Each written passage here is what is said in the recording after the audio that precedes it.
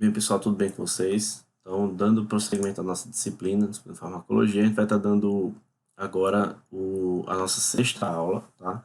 Aula que fala sobre os fármacos anti-inflamatórios não esteroides e anti-inflamatórios esteroides ou hormonais, né, os chamados corticoides. Então, nessa aula aqui a gente vai ver os dois principais grupos de anti-inflamatórios que a gente tem aí disponível. Vamos mostrar aí a fisiopatologia, a gente vai falar um pouquinho sobre a inflamação, quais são os mediadores produzidos, qual a função de cada um deles, e a gente vai estar abordando também sinais cardinais da inflamação, né? Vamos mostrar, por exemplo, os mecanismos aí que são desencadeados para que a febre seja desenvolvida, para que a dor seja desenvolvida, para que a inflamação ela aconteça, tá? E em seguida veremos a parte principal aí, que é justamente o grupo de fármacos, né, que vão tentar amenizar esse processo inflamatório. Você vê que a maioria deles aqui agem como paliativos, tá? Alguns deles, melhor dizendo, não a maioria, e que muitos deles também têm função anti-inflamatória. Né? A função anti-inflamatória que é a principal função buscada quando a gente utiliza fármacos anti-inflamatórios não esteroides ou fármacos anti-inflamatórios esteroides, tá? Que nesse caso a gente vai dividir em duas partes. A primeira parte eu vou abordar os anti-inflamatórios não esteroides e a segunda parte a gente vai estar falando sobre os anti-inflamatórios esteroides ou hormonais. Então, para início de tudo, a gente tem aqui um caso clínico. E esse caso clínico ele trata sobre os chamados AINES, né? Então, anti-inflamatórios não esteroides. Sempre que a gente estiver abordando essa sigla, então vocês vão entender aí de cara, tá? Diz o seguinte, uma jovem de 16 anos de idade vai ao consultório médico devido a cólicas menstruais. Sua menarca, primeira menstruação, foi aos 13 anos. Sua menstruação dura 4 a 5 dias e ela tem ciclos de 28 dias. Que é aquele ciclo que é considerado o padrão, né? Vamos dizer que seja normal, mas, já que às vezes a pessoa tem um ciclo menstrual de 27, 29, 30 dias e que não é anormalidade nenhuma. É apenas algo que foge do que a gente considera como padrão. Durante os primeiros 2 a 3 dias de sua menstruação, ela afirma que tem cólicas muito fortes. As cólicas têm ocorrido desde a menarca e parece ter piorado no último ano. Elas são tão fortes às vezes que ela perde suas atividades de rotina. Ela toma paracetamol e pílulas para cólica menstrual, como por exemplo algum que a gente viu lá que é o Buscopan, né, que algumas pessoas usam Buscopan, a própria Atroveran, essas marcas aí que a gente já conhece, que são tão usadas aí contra cólicas menstruais, que até os próprios comerciais de TV eles induzem muito o uso delas. Elas não necessitam de prescrição, essas que eu falei não precisam, e diz sem alívio adequado. A jovem não tem nenhuma história significativa clínica, né? Deixa eu colocar aqui, para grifar. Não tem nenhuma história clínica significativa, não toma medicamentos regularmente, ou seja, não é nada induzido por medicamento e não é sexualmente ativa. Tá? Então, tem esse fator aí importante. Aí diz, o exame é normal e você avalia o problema como dismenorreia primária, ou seja, cólicas menstruais, sendo que com sintomas mais digamos assim, pesados um pouco, né? A pessoa sente muitas dores e indica diclofenaco para ser usado quando necessário, tá? Diclofenaco, nesse caso, que não é indicado, ele é prescrito, já que ele é um medicamento que necessita de prescrição, tá? Ele é tajado. Diferentemente do paracetamol, diferentemente das pílulas que eu falei que são usadas para cólicas menstruais, tipo o Atroveran, que eu citei antes, né? O próprio Buscofen, né, que é o nome de marca bastante vendida aí da Behringer, que é ibuprofeno, nada mais que isso, tá? E aí a letra A pergunta quais são os efeitos terapêuticos dos fármacos anti-inflamatórios não esteroides, os AINES, aqui ó, vou mostrar aqui a vocês, anti-inflamatórios não esteroides, e qual é o mecanismo de ação anti-inflamatória dos AINES, dos anti-inflamatórios não esteroides. Então ao final dessa aula aqui, ao final dessa nossa apresentação, a gente vai conseguir visualizar tranquilamente o mecanismo de ação que os AINES possuem, tá? Então vamos seguindo aqui. Primeiramente, a pergunta diz o que é inflamação? Né? Então, inflamação vai ser um quadro aí desencadeado pelo organismo, cuja principal função é reparar algum dano, né? Reparar algum potencial dano, que seja até maior, inclusive, né? E trazer digamos assim, uma mobilização no corpo, né? Exercer uma mobilização no corpo para que algum dano maior ele não seja desencadeado a partir de um processo inflamatório, né? de algo que o processo inflamatório buscou reparar inicialmente. Então, por exemplo, vocês veem aqui, a gente tem uma perfuração no tecido, né? Digamos assim, a pessoa pisou num prego, né? Algo do tipo. E aí, a gente nota que tem bactérias aqui, bactérias até que estão no ar, bactérias que possam estar até nesse objeto aí perfuro-cortante, que violou a pele aí, né? Que injuriou o tecido, que lesionou esse tecido. E a partir disso, então, a gente tem sinais químicos aqui que são desencadeados a partir dessa violação desse tecido, né? Então, a gente vê que os sinais químicos são produzidos, é uma forma do corpo se comunicar. O corpo se comunica por química, quimiotaxia pura, tá? Então, mediadores químicos são lançados e a partir disso, desses sinais químicos aí, a gente tenta a mobilização de algumas células, como por exemplo aqui vocês podem ver, o vaso sanguíneo, e percebam que entre o início desse processo inflamatório aqui, ó, ao meio, que é o que a gente está vendo aqui, percebam que está havendo uma vasodilatação, tá? Ou seja, o vaso está dilatando. Existe algum princípio para isso? Existe alguma necessidade para que essa vasodilatação ela seja desencadeada? Nesse caso, é você vascularizar mais a região, você trazer mais presença de células, né? Presença de células que busquem combater alguma toxina, alguma bactéria que esteja lá, né? Produzindo essa toxina. E percebam, né, o pérfuro foi retirado e ficou aqui a lesão, né, ainda assim. Ou seja, essa lesão ela vai ser reparada aos poucos, né, tem células aí que reparam, os fibroblastos, por exemplo, fazem isso. E aqui a gente tem, ó, um neutrófilo e um monócito, eles saindo do vaso e migrando até o tecido. Percebam então que está tendo uma passagem desses glóbulos brancos, desses granulócitos, neutrófilo e monócito, para o tecido. E percebam não somente isso, né? Que entre a primeira imagem e a segunda, o tecido ele está bem entumecido, né? Ele ganhou tamanho, ele aumentou de tamanho, ou seja, ele sofreu o que a gente chama de edema, né? Um sinal cardinal da inflamação, o edema. Então a gente aqui já teve dor, logicamente, né? A pessoa foi perfurada aí por um objeto, houve dor. Aqui a gente está tendo uma mobilização dos glóbulos brancos. Percebam que está havendo uma vasodilatação também, tá? E aqui a gente está percebendo também o edema. Provavelmente essa região também ficou avermelhada, né? Ela sofreu um rubor, né? Ela ficou mais avermelhada, certo? E aqui a gente tem então os macrófagos agora, juntamente com os neutrófilos, eles promovendo a chamada fagocitose, né? Então eles estão fagocitando aí essas bactérias que invadiram o tecido. Então, no primeiro ponto, vocês veem aqui que o tecido ele já normalizou, né? Já não há mais vasodilatação como estava vendo, já não há também a presença do edema, e nesse caso, aos poucos, o tecido está cicatrizando. Vemos que a lesão, ela, em relação à primeira, ela está ficando bem menor. Então, o processo de cicatrização está acontecendo também, tá? É importante considerar o processo inflamatório. Logo, o que é que a gente nota? Existem sintomas? Sim, está inchado, está doendo, está ficando avermelhado, né? Modificou toda a fisiologia naquele local, né? Mas houve um processo que, mesmo com sintomas, ele foi um processo benéfico, que é o processo inflamatório, tá?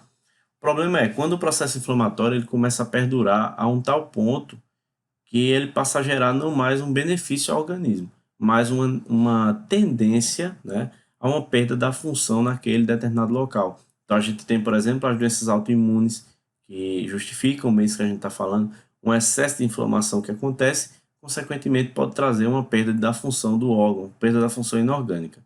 Então é importante considerar que a inflamação é necessária, sim, é importante, sim, porém não há, às vezes, um certo controle do organismo, né? E esse processo inflamatório ele passa a ser maléfico, que é quando a pessoa começa a perder a função orgânica, tá? Ou seja, a função do órgão.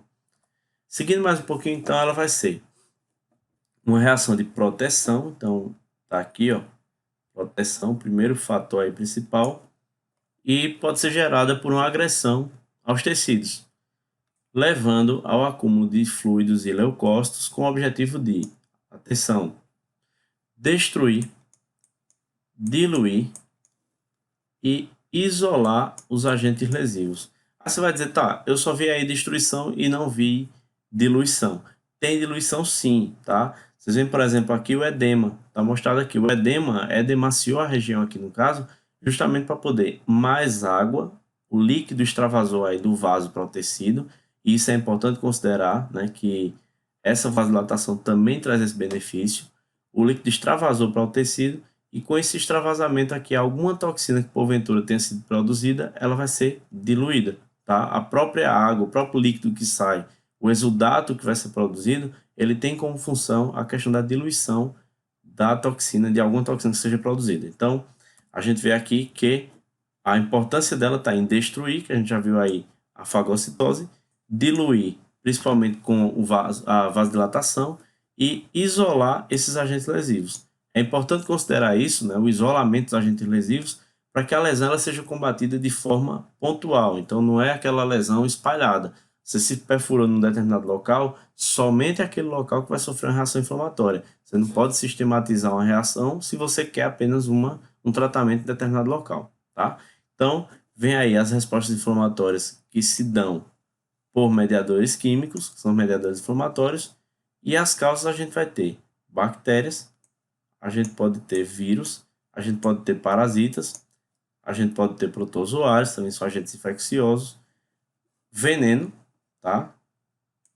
Venenos, calor, radiação, então a radiação também pode gerar aí processo inflamatório, radiação, aqui como eu já falei, né, outro tipo de radiação, traumatismos, como por exemplo a quebra de um osso, tá? Só uma curiosidade nesse caso, né, o calor, né, a gente fala aí se expor à radiação, se expor ao sol, às vezes quem é mais branco um pouco, né, nota que quando você está no sol, você demora um pouquinho no sol, você não percebe que fica bem vermelho naquela hora. Aí de repente você chega, tal, toma um banho, está numa praia, né?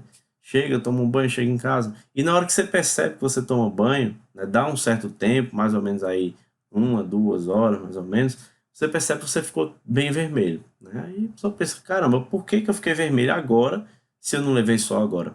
E a resposta é a seguinte: a radiação, né, o calor, o sol em si, ele tende a retardar o processo inflamatório. Então, a pessoa levou lá aquele calor numa praia, passou 2 horas tomando sol sem nenhuma precaução, e quando chega em casa, né, que vai, que descansa, fica todo vermelho. Isso acontece por quê? Porque a radiação solar, a exposição ao sol, ela retarda o processo inflamatório. Então você não vai notar na hora. Por isso que mora aí o perigo de você não fazer o uso de protetor solar quando você está em praia, tá? As fases da reação inflamatória, elas têm aí o aumento do fluxo sanguíneo, primeiramente na área afetada. Esse fluxo sanguíneo ele acontece, ele se eleva na região, principalmente por uma vasodilatação. Então, você dilata o vaso, mais fluxo sanguíneo vai acontecer.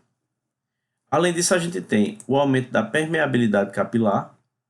Então, os capilares eles sofrem um aumento da permeabilidade. Isso para facilitar a troca de substâncias, o capilar fica mais permeável, para facilitar a saída de substâncias também por ele, mediadores inflamatórios.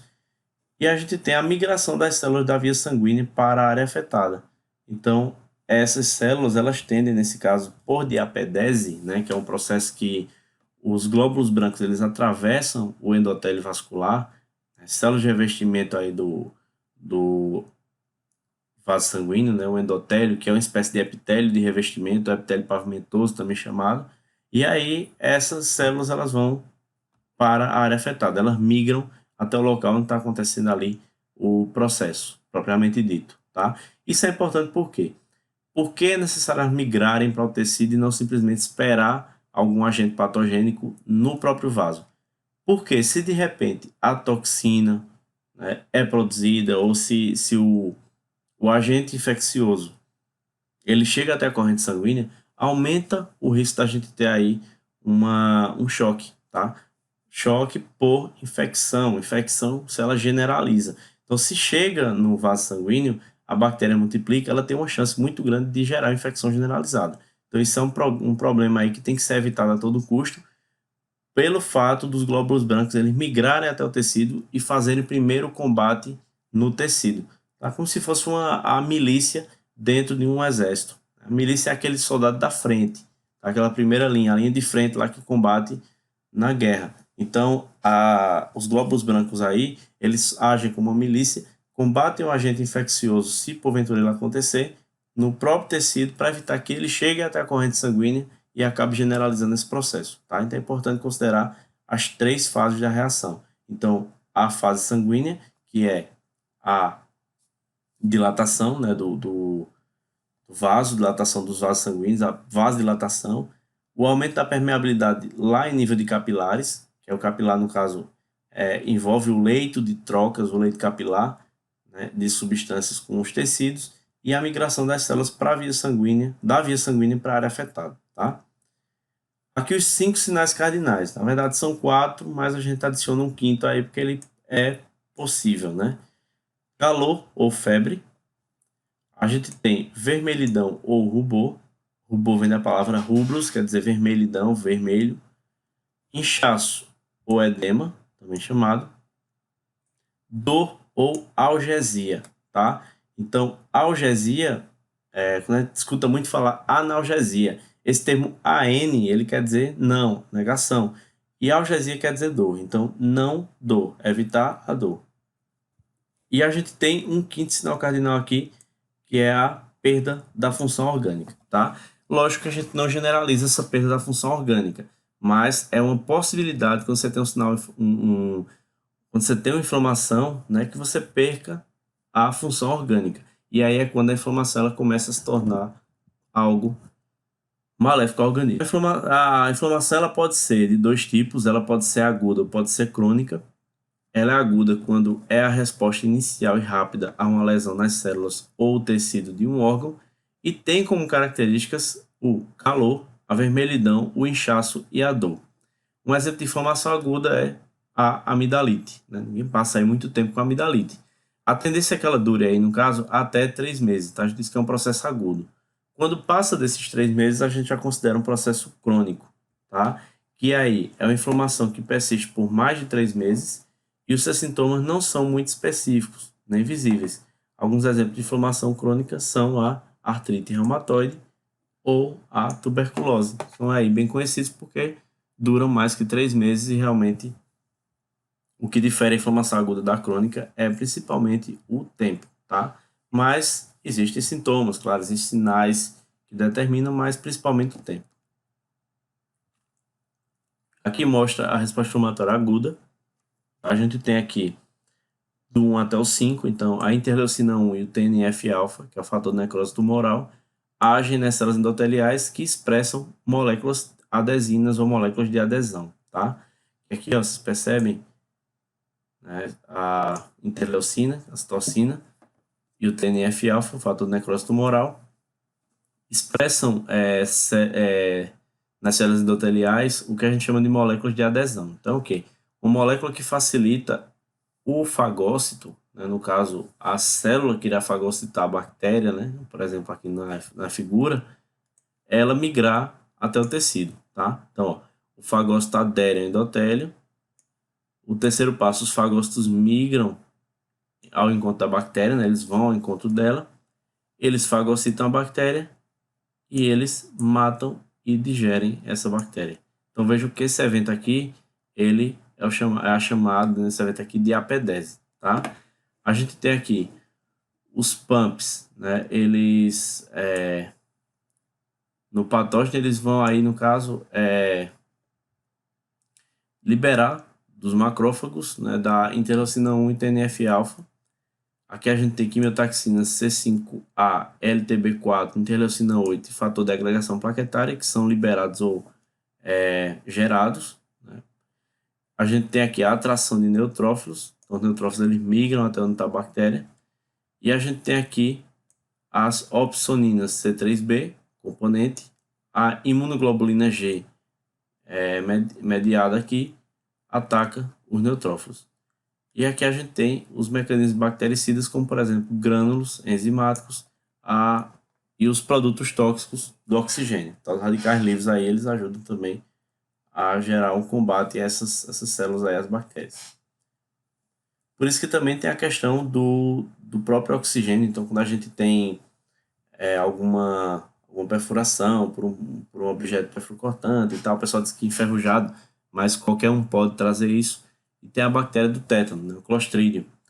Então, muita gente, na hora que tem uma perfuração, né, o que recomenda-se é você utilizar água oxigenada no local. Por que isso? Porque algumas bactérias elas são bem suscetíveis à ação do oxigênio, né, que é produzido a partir da quebra do peróxido de hidrogênio, água e oxigênio, e aí a gente tem um mecanismo também que vai destruir essas bactérias no local. A resposta inflamatória, então, ela é benéfica quando, na ausência da inflamação, vocês podem ver aqui, micro-organismos estariam livres para penetrar mucosas e lesões, ou seja, também não existiria cicatrização. Então é importante considerar que o processo de cicatrização ele precisa da reação inflamatória. Aí você já puxa um gancho, né? Puxa uma alça aí. Se o processo inflamatório é quem ajuda no processo de cicatrização, se eu tomar um anti-inflamatório, a cicatrização fica afetada? Pergunta. A resposta é sim, tá? Se você precisa da resposta inflamatória para poder existir a cicatrização, automaticamente, se você está usando o anti-inflamatório, a cicatrização ela pode ser afetada também, tá? Então isso tende a retardar a cicatrização. Uma resposta maléfica vai ser se a inflamação interferir na função do órgão. Um exemplo disso, né, a artrite reumatoide, o lúpus, a cirrose hepática, os choques. Então, todos esses problemas aí, eles são passíveis de interferir na função do órgão. Tá? Então, é isso quando a inflamação ela se torna maléfica. Aqui mostrar para vocês o que é a inflamação. Então, a gente tem os fosfolipídios de membrana. Você não lembra disso, é só puxar lá da citologia. Estrutura da membrana, fosfolipídios. E esses fosfolipídios eles têm como uma enzima que atua sobre eles a chamada fosfolipase A2. Tá? Então ela vai pegar como substrato os fosfolipídios de membrana e ela vai produzir para a gente aqui o chamado ácido araquidônico. Muita atenção com isso, tá? Esse ácido araquidônico, por sua vez, ele é substrato para duas enzimas. Uma que é a lipoxigenase e a outra a ciclooxigenase, tá? A ciclooxigenase, quando ela vai quebrar o ácido araquidônico, ela vai usar o ácido araquidônico como substrato, ela produz para a gente prostaglandinas e o tromboxano ou os tromboxanos, tá? Prostaglandinas têm como função a dor, a vasodilatação e a febre. Então, vasodilatação aí que gera, no caso, o edema, né, também, e a dor e a febre. E os tromboxanos que a gente tem aqui com função de agregação plaquetária. Quem não sabe o que é agregação plaquetária é o primeiro evento aí que se dá antes da coagulação. Tá? As plaquetas elas se agregam, elas se aderem umas às outras e elas criam como se fosse uma barreira à perda de sangue, ou seja, à hemorragia. Então, essa agregação plaquetária ela fica afetada quando, por exemplo, você usa um anti-inflamatório. O anti-inflamatório não esteroide, principalmente aí o AS é o mais conhecido, ele vai agir numa prostaglandina chamada PGE, tá? E o que vai gerar para a gente aí é uma inibição da produção de tromboxano. Como isso acontece, então, a gente não tem essa agregação plaquetária sendo tão possível, né? Principalmente quando se toma o AS, que a AS tem essa função. Então, ele meio que dissolve algum grânulo, algum coágulo que a gente tenha, né? Alguma plaqueta agregada, que nesse caso aí pode gerar uma obstrução. Tá? Então, o AS ele é muito usado aí em doenças cardiovasculares por conta disso. Ele tem aquela história de afinar o sangue. E a gente tem, por último, uma enzima, que é a lipoxigenase, que quebra o ácido araquidônico em leucotrienos. Leucotrienos tem como função a quimiotaxia, ou seja, a atração química que o corpo gera para poder os glóbulos brancos eles serem atraídos. A gente vai ter então duas enzimas aqui ciclooxigenase. Uma que a gente chama de ciclooxigenase 1 e uma que a gente chama de ciclooxigenase 2. Tá? A ciclooxigenase 1, vou mostrar aqui a vocês em frente, ela nesse caso é fisiológica. Não vai produzir essa bichinha aqui. Tá? Quando tá. Nesse caso aqui ela é fisiológica. Tá? Então a gente vai produzir a todo instante essa COX-1, porque a gente precisa dos produtos aí da quebra dela sobre o ácido araquidônico, tá? Então, aqui a gente tem função fisiológica para COX-1. Tá aqui sendo mostrado. Então, ela vai, quando atua, produzir prostaglandinas. Você vai dizer, tá, e prostaglandinas tem função fisiológica? Tem, tá? A gente vai ver mais à frente. Então, precisa da COX-1 normalzinha, né, funcionando, para ela produzir depois aí as prostaglandinas, mediadores inflamatórios. Já a COX-2, ela é induzida, ou seja, ela é mais tardia, ela tende a ser mais, digamos assim, patológica. Então a gente vai ter algumas situações que vão deliberar a produção de COX-2, uma que é o estresse oxidativo, tá? Excesso de metabólitos aí do oxigênio. A gente tem a lesão, a gente tem a isquemia, convulsões, doenças neurodegenerativas, tá? Então tudo isso aqui induz a produção de COX-2. Quando ela é liberada, então a gente tem aqui, ó, a produção de mediadores inflamatórios também, tá? E nesse caso, o principal intuito é a liberação de prostaglandinas. Então tá aí o que a COX-1 e a COX-2 elas fazem. Sendo que quando a COX-1 e a COX-2 estão produzidas, a gente tem a inflamação. Se essa inflamação ela perdurar e ela começar a ser maléfica, danosa, a gente vai ter fármacos como o glicocorticoide, pode ser usados, tá? E a gente tem também aí os fármacos anti-inflamatórios não esteroides que vão agir inibindo aqui a COX-1 ou a COX-2 ou as duas ou a COX-2 apenas, tá? Aí você vai dizer o que é comum? É inibir a COX-1, é inibir a COX-2 ou é inibir as duas?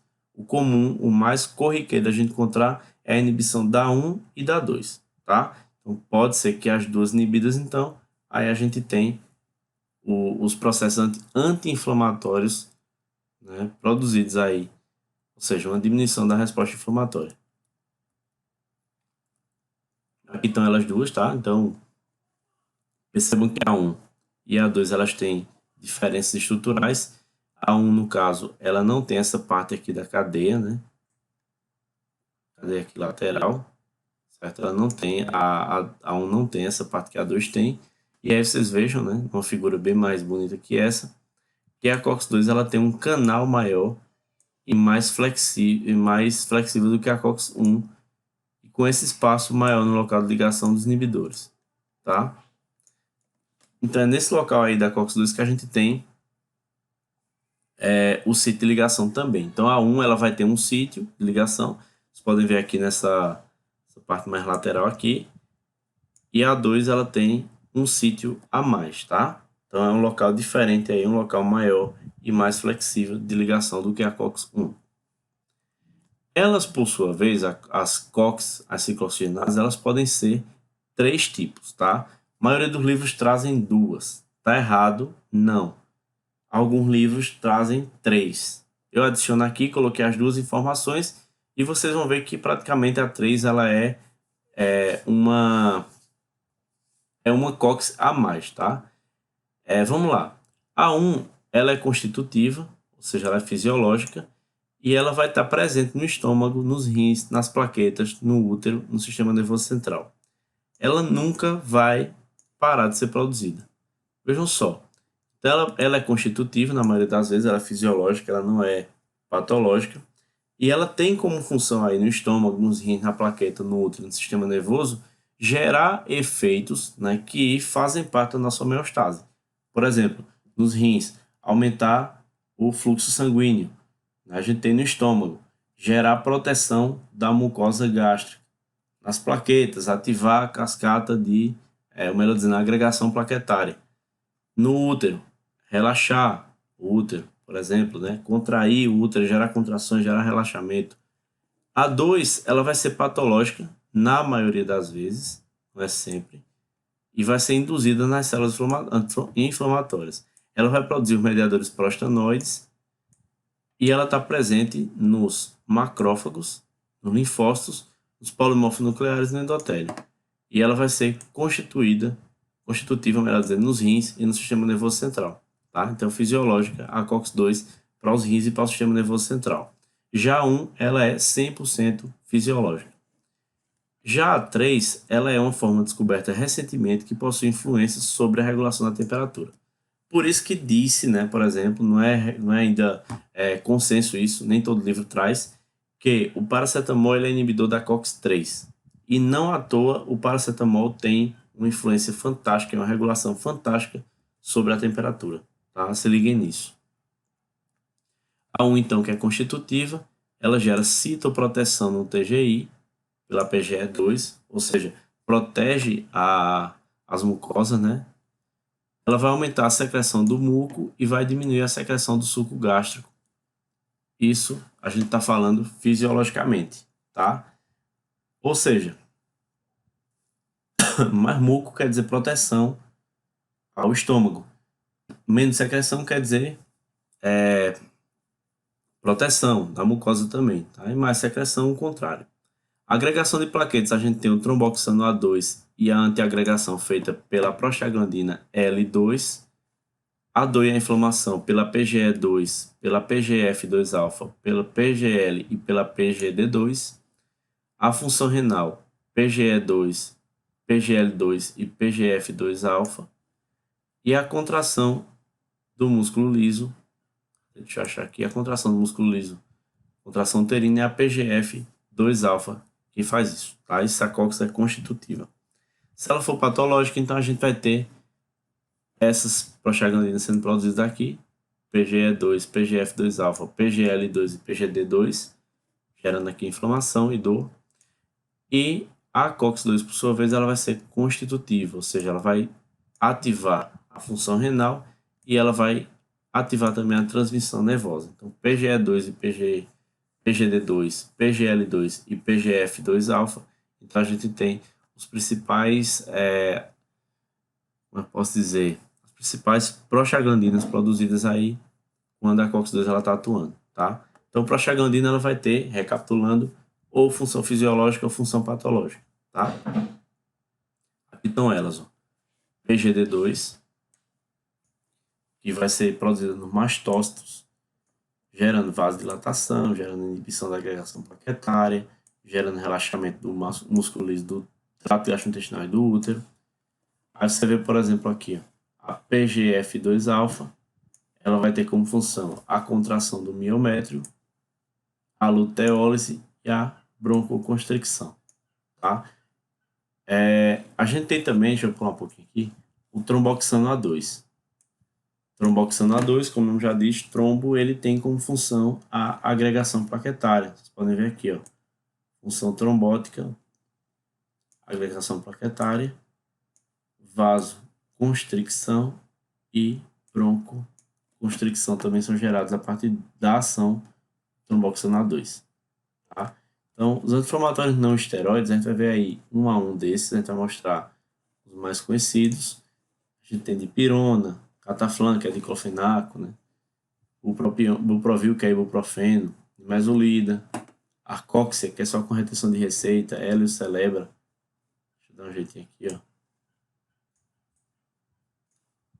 Eles dois, tá? Então, arcóxia celebra. A gente tem o gelol, que é salicilato de metila, o biofenac, que é diclofenaco de etilamônio, o paracetamol.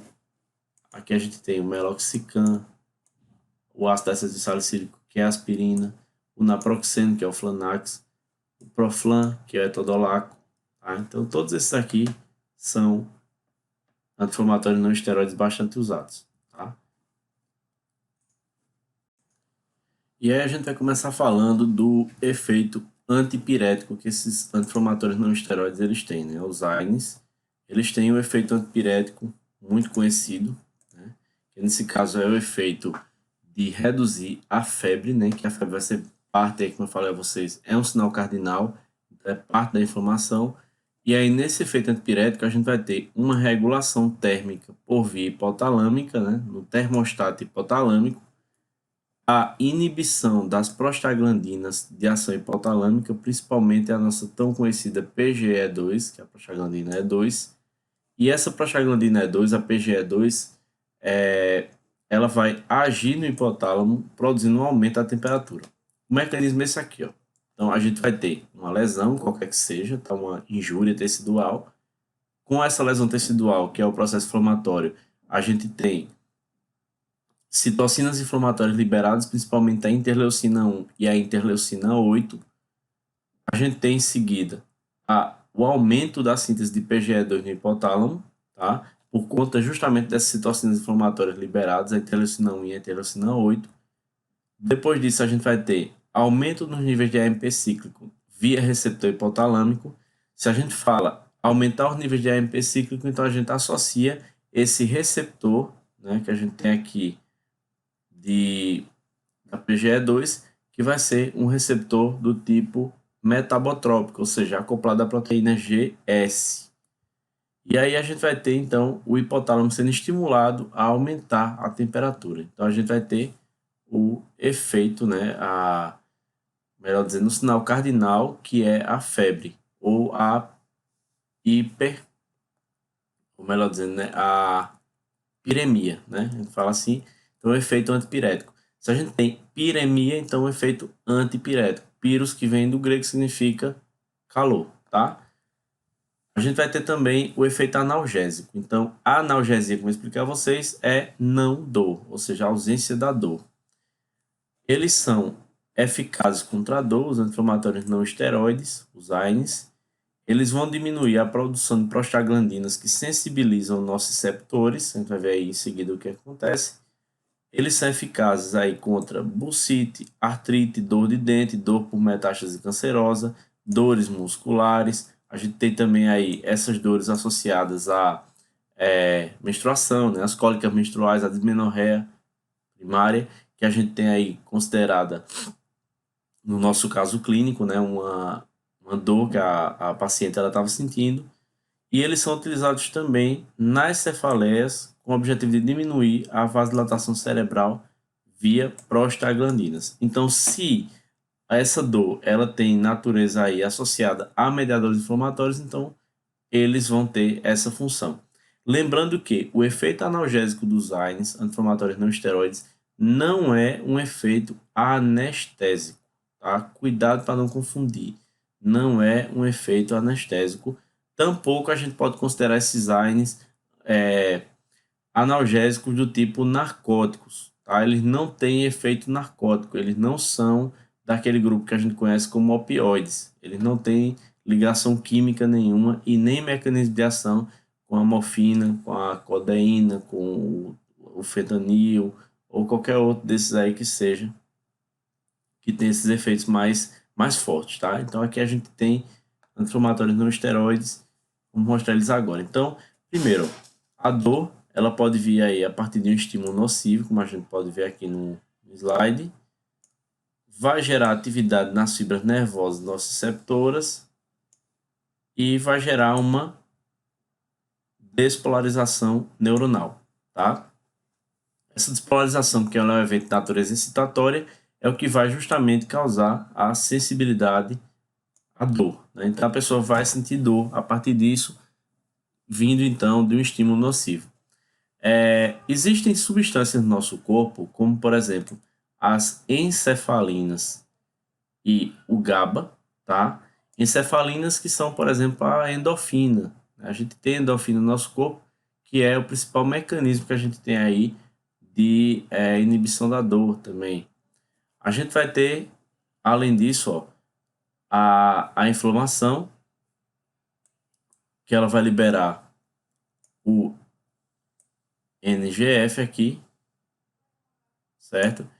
Vai gerar aqui sinais positivos para a liberação de mediadores inflamatórios. A gente vai ter aí também serotonina, a gente vai ter histamina, a gente vai ter prostaglandinas, tromboxano, substância P, tá?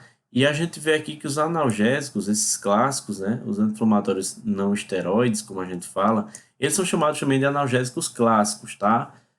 Porque a gente tem analgésicos opioides, como eu falei a vocês, nos quais se inclui a morfina, tá? Então, ó, esses analgésicos, eles buscam, com isso, bloquear, vocês podem ver aqui que tem uma bolinha com sinal de menos, bloquear a liberação desses mediadores inflamatórios. e com isso reduzir a dor. Com esse bloqueio, a gente não tem, então, atividade nas fibras nervosas nociceptoras. Nocicepção vem de dor, tá? de estímulo doloroso, notar a dor.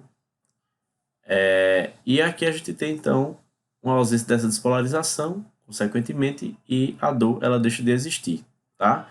Então, a gente vai ter os analgésicos clássicos eles bloqueando os mediadores inflamatórios. Então, é por uma via. Por sua vez, a gente vai ter outro grupo aqui que são os anestésicos locais. Não se inclui, repito, nesse grupo que a gente está trabalhando aqui, tá? É um outro grupo de fármaco, é uma outra classe que são anestésicos locais. Esses anestésicos, eles são aqui também inibidores da dor, tá? Só que de uma forma diferente. E o que eles vão fazer aqui é justamente bloquear a despolarização neuronal, certo? Só que de uma forma mais, digamos assim, localizada. Então, por exemplo, se eu vou fazer uma pequena cirurgia, né, sei lá, num dedo, uma extração de uma unha, qualquer, tá? Administra-se, então, por via infiltrativa, né, por meio infiltrativo, o anestésico local, e aí você bloqueia o estímulo naquela região. Então, mesmo que a pessoa tenha qualquer estímulo sendo gerado, um pérfuro cortante lá, você não vai sentir dor nenhuma, porque ali aquela despolarização ela está bloqueada. O que o anestésico local faz é bloquear os canais de sódio e voltagem dependentes, né? E aí o que acontece é justamente não haver despolarização, consequentemente não tem dor, tá? A própria despolarização ela vai fazer aqui a formação do NO, que é um vasodilatador, que o endotélico produz aqui, e pode gerar, né, a dor também. A morfina, o opioide aqui, eu falei a vocês, ela é inibitória também sobre a despolarização neuronal, tá? E, consequentemente, gera a inibição da dor. Essa morfina ela vai atuar semelhantemente às encefalinas e ao GABA, tá? Gerando inibição aqui, como vocês podem ver, da despolarização neuronal, consequentemente a inibição da dor. Então vejam que o ponto-chave aí é a despolarização, tá? O ponto-chave se chama despolarização. Só que cada um desses fármacos, seja anestésico, seja opioides, seja analgésicos clássicos, os AINES, eles agem por uma via específica, tá? Então um vai nos mediadores, outro vai na despolarização neuronal e outro vai lá em nível do sistema nervoso central mexer aí com a despolarização, semelhantemente o que as endorfinas, as encefalinas, elas fazem no nosso organismo. Então cada um tem um mecanismo diferente, por isso que eles se incluem em classes também diferentes. Vamos seguindo. Então, o efeito anti-inflamatório, ele vai variar muito em potencial de ação, tá? Então, a gente tem a indometacina, os oxicans, que a gente vai ver quem são, eles têm um efeito mais forte. O ibuprofeno, por sua vez, o efeito já é mais moderado, já é uma ação mais média, né? E a gente tem o paracetamol com pouca ação anti-inflamatória. Não só o paracetamol, o dipirona também tem uma função anti-inflamatória muito, assim, pequena, tá? Por quê? Porque a ação deles, paracetamol e dipirona, se dá principalmente em nível de febre e dor, tá? Inflamação não é tão forte a ação do dipirona e do paracetamol. Então, muitos autores, até se pegarem livros aí, pesquisarem, muitos autores dizem assim, ó, paracetamol e dipirona não são anti-inflamatórios, tá? Entram no grupo dos AINES? Entram, mas eles não tratam como anti-inflamatório, porque realmente a ação anti-inflamatória deles é uma ação muito reduzida, podemos dizer até que não existe, tá? A gente vai ter, então, uma redução por esses fármacos da vasodilatação, tá? Isso, consequentemente, não vai gerar o edema, e a gente tem também a inibição da dor, tá? Então, vai reduzir a vasodilatação, reduz o edema e reduz também, inibe a dor ali. Lembrando, de novo, que não é anestesia, tá? É analgesia. É diferente uma coisa da outra.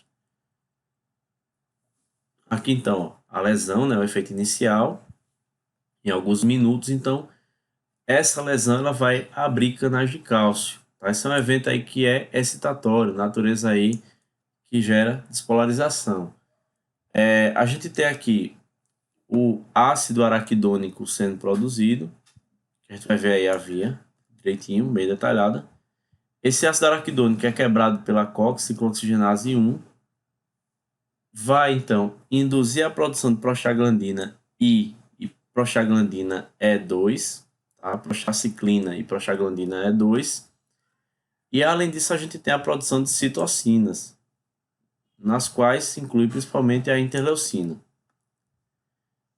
Isso vai equivaler a 10 a 15% da inflamação, do processo inflamatório. Então, PGI e PGE2, tá? Essas citocinas, por sua vez, ativam a transcrição gênica, né? Isso vai liberar aí a produção de RNA mensageiro e algumas proteínas consequentemente, e aí geram em seguida a ativação da síntese da COX-2, tá? A síntese da COX-2, principalmente em nível de macrófago e no sistema nervoso central, associado também ao endotélio, a COX-2 produzida aí, a gente vai ter então PGI e PGE2 sendo produzida também, que é o efeito tardio, tá? Equivalente a mais que 4 horas depois. Os anti-inflamatórios, então, eles vão fazer isso aqui. Eles vão bloquear a COX-1 e ou a COX-2, tá? A COX-1, lembrando a vocês, ela é constitutiva, ela é fisiológica. Então, alguns processos aí, né, alguns anti-inflamatórios, melhor dizendo, bloqueando a COX-1, eles vão gerar, né, efeitos adversos.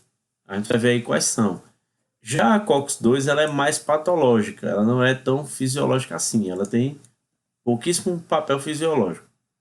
Aí ela também pode ser bloqueada, tá? Então, esse é o mecanismo inflamatório que os AINES eles vão trazer. O bloqueio da COX-1 e da 2, as duas ao mesmo tempo, ou o bloqueio da 1, que é muito raro acontecer somente dela, e o bloqueio da 2, que é o que é mais buscado hoje em dia para os anti-inflamatórios não esteroides mais modernos, mais novos, tá?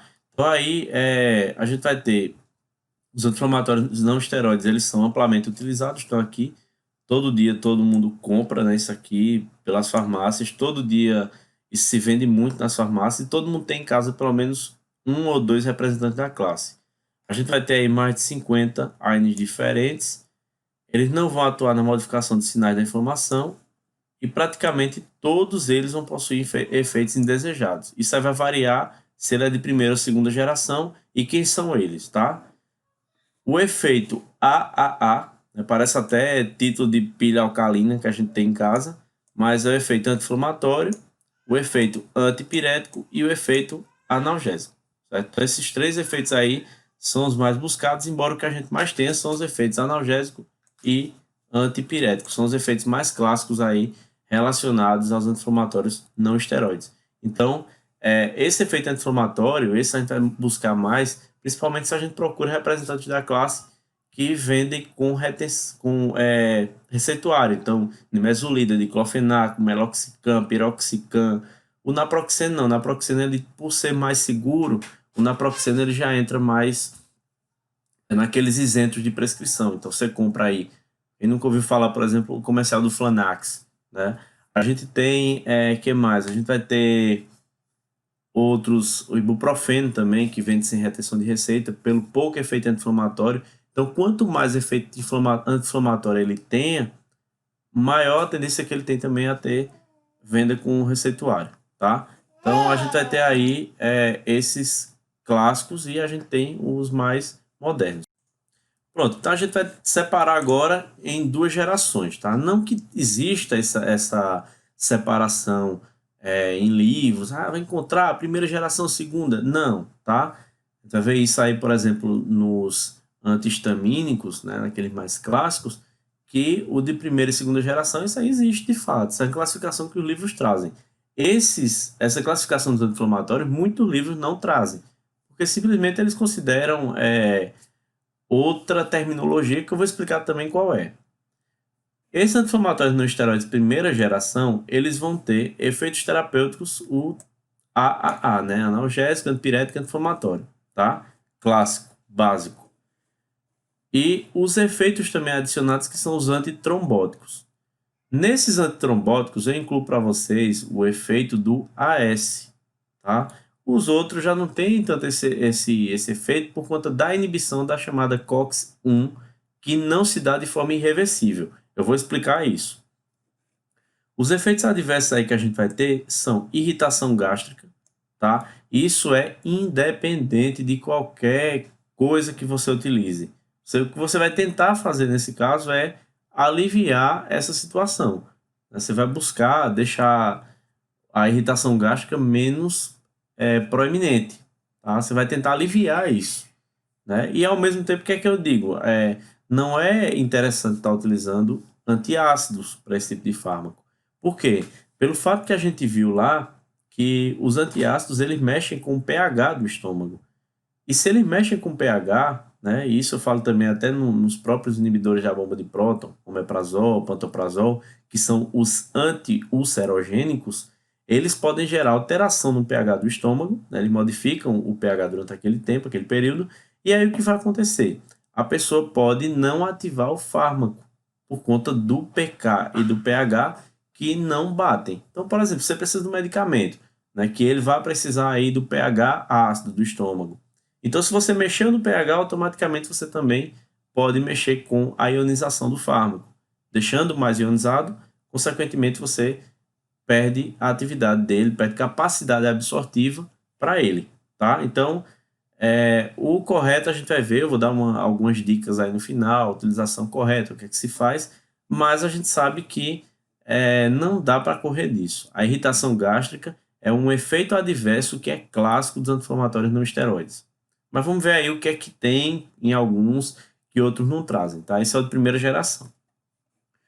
A gente tem também sangramentos, tá? Por conta justamente dos efeitos antitrombóticos. Uma coisa está atrelada à outra, mas isso principalmente para o AAS. A gente vai explicar mais à frente isso. Reações anafiláticas, que elas são muito comuns, são reações aí de natureza alergênica, então você tem o dipirona. A dipirona causa muita reação alérgica. O próprio AS, muita gente tem alergia também. O paracetamol a gente já não vê tanto, mas principalmente dipirona e AS. Né? Muita gente também não toma nimesulida, não toma diclofenaco. Porque eu tenho reação, eu tenho alergia, tenho histórico e tal. A gente tem também efeitos cardiovasculares, que a gente vai ver que não são tão presentes assim, mas que existem. E a gente tem a lesão renal. A lesão renal é bastante perigosa, né? Principalmente porque a gente está utilizando o fármaco e ele está bloqueando a produção de algumas prostaglandinas, tá? Vamos dizer assim, que até modulando, né? Modificando. Então, se ele diminui a produção dessas prostaglandinas, algumas delas, por exemplo, são fisiológicas. A gente viu isso aí, né? A gente viu que existe a COX-1, que ela é fisiológica. Todo mundo produz a todo instante.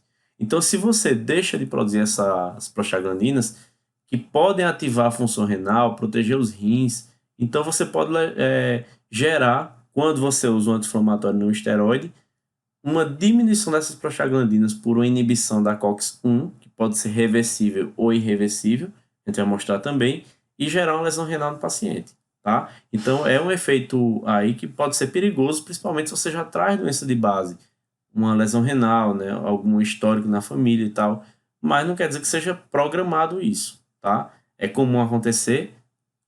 Tá? Só que quando a pessoa já vem com a doença, então a coisa ela tende a ser bem pior. E a gente tem os de segunda geração. O que é que eles vão ter de diferente?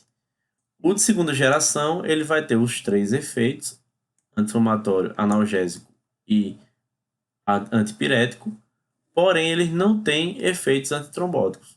Tá? Isso porque a gente vai ver que os anti-inflamatórios de segunda geração, só para puxar aí o gancho para vocês, né? O COX, eles são mais inibidores da COX-2, tá? Lembra aqui, ó, COX-2, principalmente o de segunda geração. Só que eles são seletivos para ela, isso aqui é o bom deles, tá? Que eles são seletivos para COX-2. Então isso acaba sendo um bom efeito, né? Principalmente em nível disso aqui, ó, dos efeitos antitrombóticos, né? Ele já não tem aqueles efeitos problemáticos aí relacionados aos sangramentos gástricos, tá? Aos problemas gástricos. Então, muita gente que tem gastrite, úlcera lá, toda aquela parte crônica, né? O paciente ele acaba sendo melhor ele optar pela segunda geração. Porém, tem seus inconvenientes. Quais são eles? Podem gerar reações anafiláticas, bem menos, tá? São bem menos constantes. Só que, olha o problema aqui, ó. Efeitos cardiovasculares que podem ser até graves, tá? Efeitos aí que podem ser perigosos ao paciente. Então, se ele tem essa doença de base também, já problemas cardiovasculares trazidos antes da inflamação, então é bem melhor ele evitar esse uso dos medicamentos. Só que eles têm seus convenientes também, seus papéis interessantes. E a lesão renal que também pode acontecer, principalmente quanto da inibição da COX, eu já falei aí, mas vou mostrar mais à frente, tá? Então, de segunda geração, ele tem seus benefícios? Tem. Em relação à de primeira, a primeira tem também seus benefícios, né? Eles são mais acessíveis, eles têm efeitos, assim, que são mais gerais, tá? Alguns deles até com uma pequena atividade anti-inflamatória, o que acaba sendo, por exemplo, eu tô com simples cefaleia, vou lá, tomo um dipirona, acabou, né? Não preciso tomar uma nimesulida, até que a pessoa diz, né? É feito você pegar uma barata e tentar matar com uma bazuca, né? Você não precisa matar com uma bazuca, você tem uma barata somente. Então, os anti-inflamatórios, esses que têm os 3 efeitos, né? Aí, desse grupo aí, eu já excluo dipirona e paracetamol, você não precisa utilizar isso com cefaleia, né? Tenta utilizar numa situação mais pesada um pouco. E se a situação é um pouco mais pesada, então dipirona e paracetamol praticamente não fazem efeito, não vão fazer efeito nenhum em você, tá? Aqui a gente vai começar vendo os derivados do ácido salicílico. Aqui a gente tem uma planta muito conhecida, né? Ele é COX não seletivo, então tanto bloqueia A1 como A2. E essa planta aqui que é o Salix alba, né? Salix espécie, que é o salgueiro ou chorão. Essa planta aqui, parece que ela está chorando mesmo, é o salgueiro. E das cascas do tronco se obteve a salicilina, tá? Que é um glicosídeo, né? Isso aí não vem ao caso a gente explicar isso, mas está aqui o glicosídeo, né? Uma molécula aqui de glicose. E esse aqui, a molécula que faz o efeito principal, tá? O glicosídeo do ácido salicílico. Aí algumas reações no ácido salicílico são submetidas, né? Com anidrido acético aqui, a uma acetilação e a gente obtém o ácido acetil salicílico e o ácido acético. Inclusive nessa reação aqui, quando a gente faz a síntese, a gente sente um cheiro de vinagre, né? Por isso o ácido acético aqui é produzido junto. E aí depois tem todo o processo para se obter apenas o ácido acetil salicílico, né? Se extrair e deixar mais puro. Aqui quem sintetizou pela primeira vez foi um cara chamado Felix Hoffmann, em 1897, tá? Mais de 120 anos aí. E olha aqui quem é a dona do AS, ou da aspirina, a tão conhecida Bayer, né? A alemã Bayer, certo? Que é a dona aí da aspirina lá das antigas. A gente até chama de aspirina o AS, né? Uma pílula de aspirina, porque a história de um se confunde com a da outra, né? O ácido salicílico foi o fármaco e a aspirina foi o medicamento, é o nome de marca. Então uma coisa ela está dentro da outra. E é a Bayer até hoje que tem a patente. A patente não tem mais porque já se passou muito tempo, mas ela que é a dona do principal medicamento que contém ácido acetilsalicílico na sua composição. E o que é que ele faz? A gente tem aqui a ciclooxigenase ativa, principalmente a 1, e o ácido acetilsalicílico, principalmente aqui a parte do salicilato, que é a parte ativa dele, inativa a ciclooxigenase, tá? Ela se torna então de ativa a inativa, né? Porque tem aqui uma adição desse grupamento, tá? E deixa a ciclooxigenase inativa. E essa inibição, por sua vez, ela é uma inibição irreversível. Ou seja, o corpo tem que meter bronca para sintetizar de volta essa ciclooxigenase, porque a inibição é irreversível. Por essa inibição ela ser irreversível, então a gente tem um uso específico dele, que é mostrado mais adiante, que é um efeito antitrombótico. Tá? Vamos ver aí os derivados. Então a gente tem o salicilato de metila, todo mundo já deve ter usado pelo menos uma vez na vida. Calminex H, Gelol, Massageol. Podem ver aqui, né? O próprio Salompas também tem na sua composição salicilato de metila. O bálsamo Bengue, que é a pomada aí utilizada, certo? Então ele tem salicilato de metila na sua composição. Inclusive ele tem um cheiro bem mentolado, um cheiro bem até característico. Aqui o ácido acetil salicílico, que é o AS, né? AAS, que está contido na aspirina Prevent ou Prevent. Muita gente usa aí para histórico de problemas cardiovasculares. Então, vocês podem ver aqui que nesse medicamento da Bayer tem aqui um desenho de um eletrocardiograma. Então, ela é usada muito aí para história de afinar o sangue, né? Pessoas que têm histórico de infarto, tá? Então, usa porque o infarto, você sabe que tem a questão da placa de ateroma, né, lá nas coronárias, e aí ficam plaquetas, cria-se um trombo. Então, ele entra com a atividade de rompimento desse trombo. E aí, nesse caso, é aquela história de afinar o sangue. Tá? Por isso que ele também pode gerar hemorragias. Tem o buferin cardio também aqui.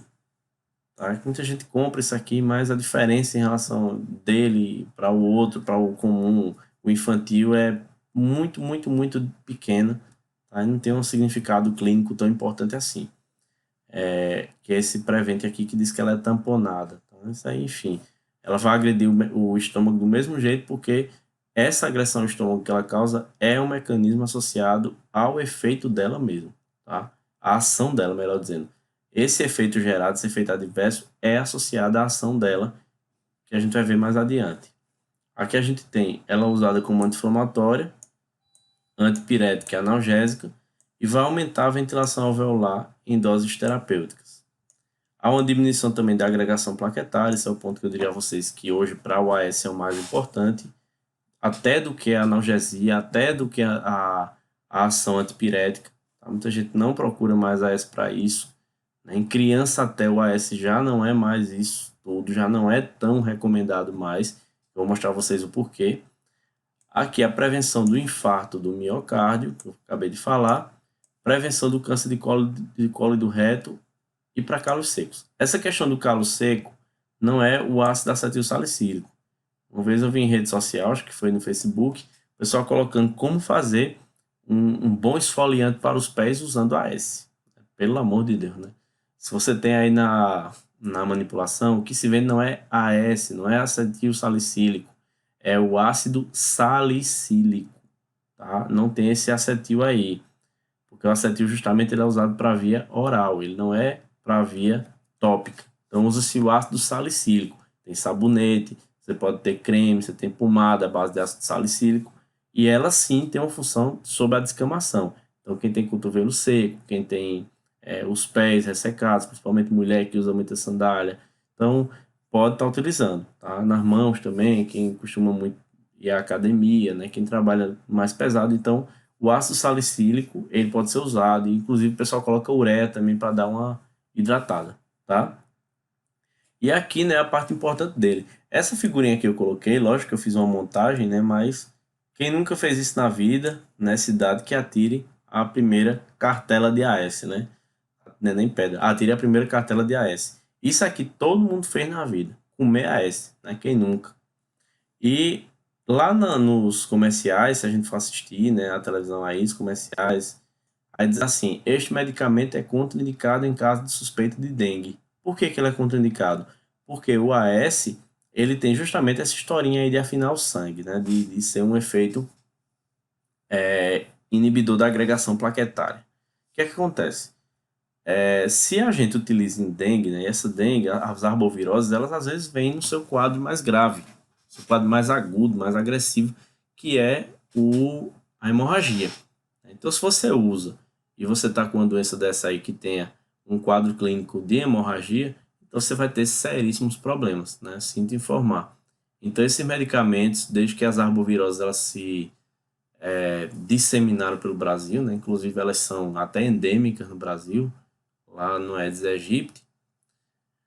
O Aedes aegypti aí carrega tudo que é de doença pesada, então a gente, desde o advento dessas arboviroses, há 13, 14 anos atrás, final da década de 90, esses medicamentos eles têm seus comerciais colocados em rede nacional, em cadeia nacional, e diz que ele é contraindicado em caso suspeito de dengue. É tipo assim, eu costumo associar, você tem um cano estourado e água voando para todo lado, aí você chega a dar uma pancada mais forte, esse cano vai terminar de colocar mais água ainda para fora. Então, os efeitos adversos que a gente tem mais conhecidos, eles são desconforto epigástrico, né, que na parte superior do estômago, né, já partindo para o esôfago, desconforto abdominal também, as hemorragias, esse sem dúvida é o quadro de efeito adverso mais clássico, tá? Juntamente com o desconforto abdominal, epigástrico, náuseas e vômitos, além de reações alérgicas. Então, esses três aqui que coloquei para vocês, eles são sem dúvida nenhuma a tríade clássica do uso do AS, que vai ser o desconforto epigástrico, conta do mecanismo de ação, vou explicar à frente, repito, hemorragias e as reações anafiláticas. Lógico que reação anafilática pouquíssimas pessoas vão ter, mas as epigastrites e as hemorragias são quadros mais constantes e que requerem mais cuidado. Lógico que se você não tem nenhuma doença, né, que gere um quadro hemorrágico, se você não tem nenhum distúrbio de coagulação, então isso não vai lhe afetar, desde que você utilize doses pequenas, tá? Que não era o caso da gente quando era criança. A gente costumava usar o AS quando nossas mães, nossos pais, eles nos davam, então aquilo ali era uma dose terapêutica. Porém, esse AS ele tinha um sabor bem legal, né? A criança que adora doce ia lá, pegava 4, 5, 6 desses. Então, sinto dizer a vocês que nós somos, né, pelo menos quem praticou isso não teve problema mais sério, nós somos sortudos, somos sobreviventes aí a uma possibilidade da gente desenvolver uma síndrome chamada síndrome de Reye, tá? Essa síndrome de Reye, o que ela é? Quando você tem uma infecção viral, né, e você tem menos de 2 anos, lógico que ninguém se lembra disso, né? Então isso foi mais comum para a gente quando a gente tinha idades mais elevadas um pouco, mas quando a gente tinha abaixo de 2 anos, se alguém tivesse e utilizasse o AS, né? Então poderia desenvolver a síndrome de Reye, que é uma inflamação no cérebro gerada, né? E um rápido acúmulo de gordura no fígado também, que vai consistir na hepatite fulminante. Então a pessoa vai morrer, né, rapidamente e pode gerar inflamações mais graves no fígado, que é associado no caso ao edema cerebral também, podendo levar o paciente a óbito. Então, nessas crianças, nessas idades aí mais remotas, mais iniciais, melhor dizendo, usar o paracetamol. É mais recomendado por conta que o paracetamol ele é menos, entre aspas, agressivo do que o AS. Então, hoje, na infância, né, o próprio AS ele não está sendo mais usado como era antigamente. Antigamente, todo mundo tinha uma cartelinha lá de AS infantil e toda criança lá tinha acesso e podia comer a hora que quisesse. Hoje em dia já não é tão comum essa questão do AS nas casas, né? Porque a gente tem coisa melhor, tem ibuprofeno aí, que tem efeito anti-inflamatório mais tranquilo, né? Mais, como eu posso dizer, presente, né? Efeito anti-inflamatório melhor e que não causa tanto problema como o AS e poderia causar, certo? O AS é bem pesado, mas aí hoje ele é mais usado, repito, nas doenças cardiovasculares, então para afinar o sangue, lá o pessoal usa tal, é pessoal que teve infarto, enfim, tá? Tudo isso que eu já falei a vocês. E por que ele causa essa inibição da agregação plaquetária? Vamos ver aqui, tá? Lembrando a vocês que as plaquetas, elas entram aí na primeira fase da coagulação. Não quer dizer que plaqueta coagula, tá? Por favor. Plaqueta não vai coagular. A plaqueta ela vai entrar no primeiro ponto. Na verdade, são os fatores de coagulação que são responsáveis pela coagulação em sua maior extensão, tá? As plaquetas, elas entram naquele primeiro estágio, lá no processo de agregação delas, que é como se fosse uma barreira de contenção à hemorragia. Então, seria, por exemplo, você tem um cano estourado e você pegar uma bolsa plástica e colocar para tentar aliviar aquela saída de água, né? Então, a plaqueta ela faz mais ou menos isso. Ou numa praia, o pessoal às vezes pega lá, coloca um monte de pedra gigantesca, um monte de rocha gigantesca e vai tentar conter o avanço da água. Isso, quem frequenta a praia de Candeias, né, em Olinda também, na orla de Casa Caiada, isso é bem visível, tá? Então, é como se as plaquetas fizessem isso, uma rede de contenção. Tá? Como se fosse aqui realmente, vocês estão vendo. Aí o que acontece? A plaqueta ela não tem núcleo, tá? E ela vai durar mais ou menos 7 dias, né?